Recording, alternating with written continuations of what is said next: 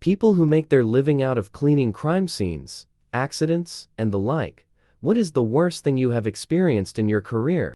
Dad had to saran wrap a guy's intestines back into his body once. Dude had surgery and pushed too hard on the toilet. Dude was fine, according to Dad, just holding himself together on the toilet while a group of firefighters tried to figure out why they were sent instead of paramedics. When he pushed too hard, he opened a scar on his torso area and it all fell out onto his lap.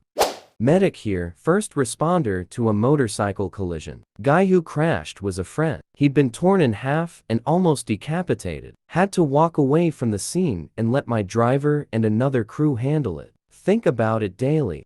Clean up after a murder. It was a rehab house for ex-cons. 4-bedroom house with communal bathroom and kitchen. Sunday morning and Guy A is in his room listening to music pretty loud. Guy B is in the kitchen cooking his breakfast. B knocks on A's door and tells him to turn it down. There's a small argument and B returns to his breakfast and it turns his music up. So B grabs the biggest knife in the kitchen, kicks in A's door, and stabs him through his left shoulder, entering by his collarbone. A runs out of his room, across the landing, down the stairs, out the front door, back inside, back up the stairs and collapses on the landing. When I got there, it was like a scene from a movie. Walls and ceilings, everywhere I had been were caked with blood. Apparently after B stabbed him, he returned to cooking his breakfast. There was a half-eaten breakfast in the kitchen when I got there.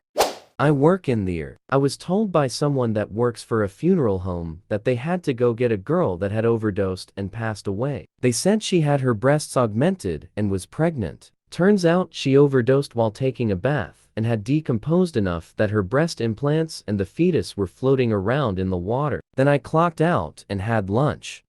I'm not a crime scene cleaner, but we used to transport coroner cases as part of our job. The elderly man who blew his head off with a shotgun in a third-story attic in the summer was rough.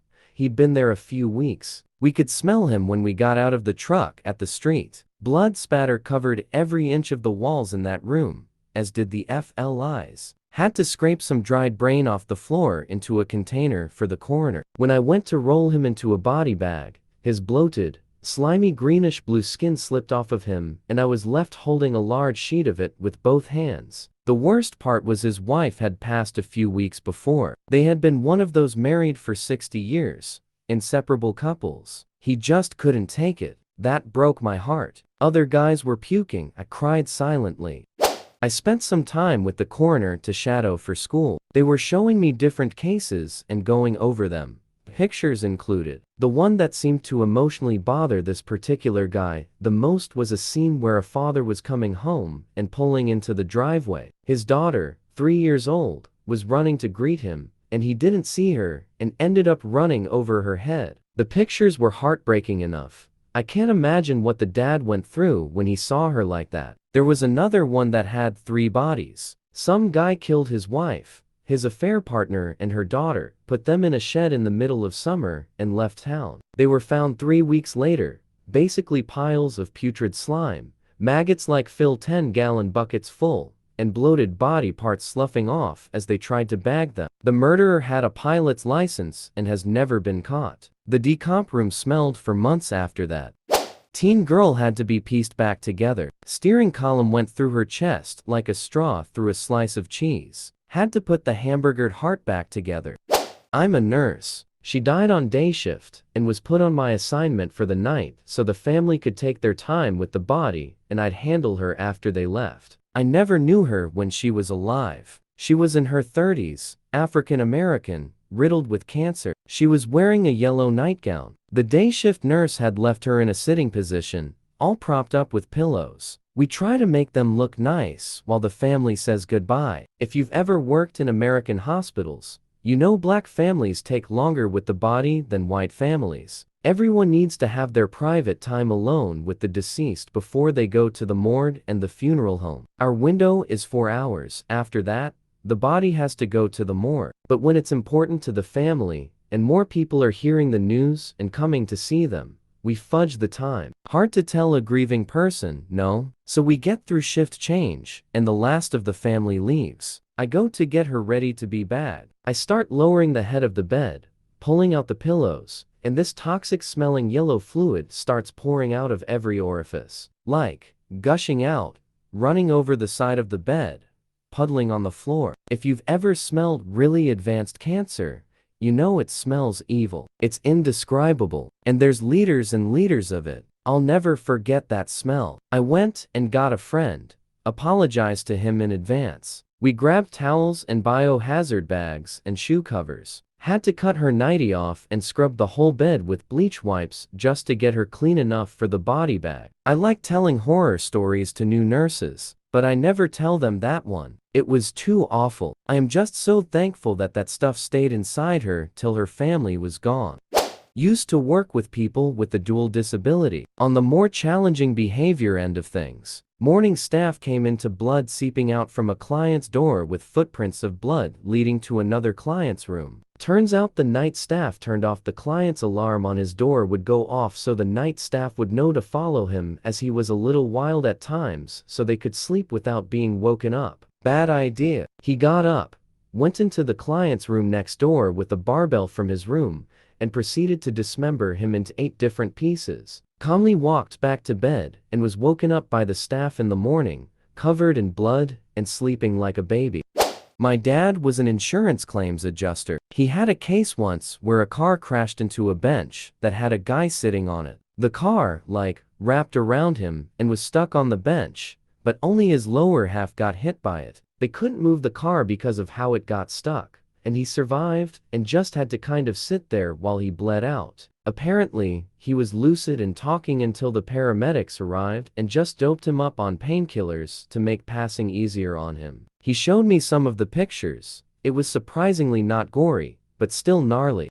My dad is a volunteer firefighter. Responded to a head-on collision between 2 vehicles. One of the vehicles there was a little girl who was sitting behind the driver's seat. During the accident, her face and the back of the driver's head collided. He held the front of her skull to the rest of her head as they tried getting her out so her brain wouldn't fall out. I don't know if she survived or not. Another time he responded to a grandfather running over his granddaughter with the lawnmower by accident. He carried just her 2 feet to the ambulance.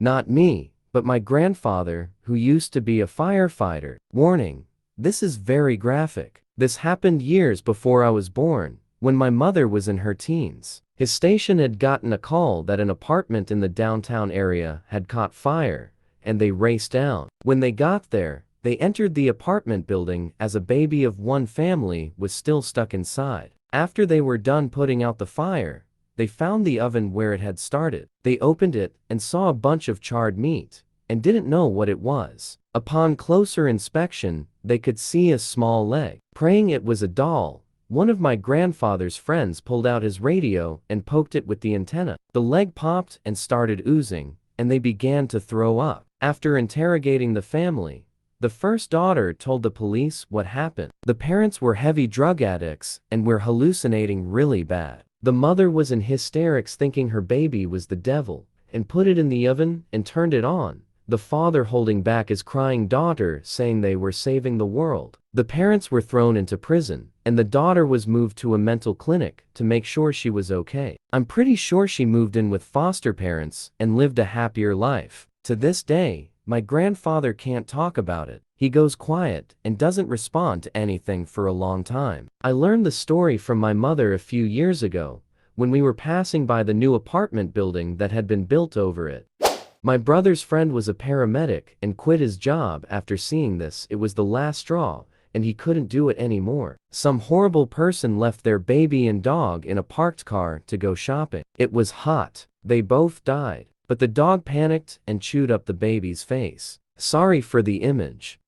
Not me, but my mother was a firefighter for a long time. She always told me some crazy stories. There are 2 that have always stuck with me. The first were 2 men whose families didn't accept their relationship, and it weighed on them so badly that they decided to take their own lives. They attempted this by getting in a tub, taking some drugs, and then using a power saw to saw off each other's arms and bleed out. The direction they cut, however, didn't make them bleed out as they had wished. and then they were left with one arm uncut and no arm to cut it. My mother told me it was such a bizarre scene to walk in on that she still doesn't believe it was real. In the second, they responded to a death a few days after. A man had died in his hot tub, multiple days in the extremely hot water. When my mother and her partner went to pull him out, he had basically boiled alive, and all the meat on his body just slid off the bone.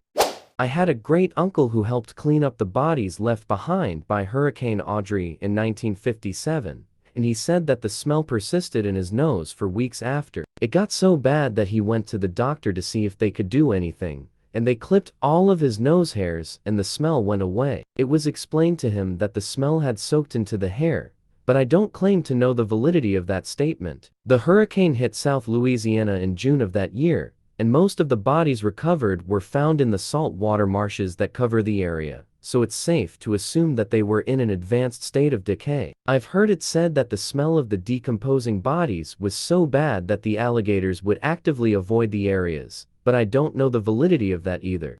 A friend of mine was an EMT for roughly 10 years. Her most gruesome scene was a group of friends, couldn't have been older than 21, had been snowmobiling in the rural Midwest. She had been told they were going through an area with significant tree coverage when all of a sudden one of the boys had crashed. Turns out someone had strung steel wire between trees, most likely deliberately to deter or injure, and the wire had caught the kid square across the neck. It was an immediate internal decapitation, and his head flopped completely backward. She said when they went to move him, you could feel the sharp break and hear the bones through the skin when they tried to lay him down. The call that made her quit was a house fire where firemen pulled a toddler out of the house, deceased and burned so badly her clothes had burned or melted into her skin. The fused pajamas were the same pajamas my friend had for her own daughter of a similar age. She went home, immediately threw out her daughter's matching pajamas, and quit later that week.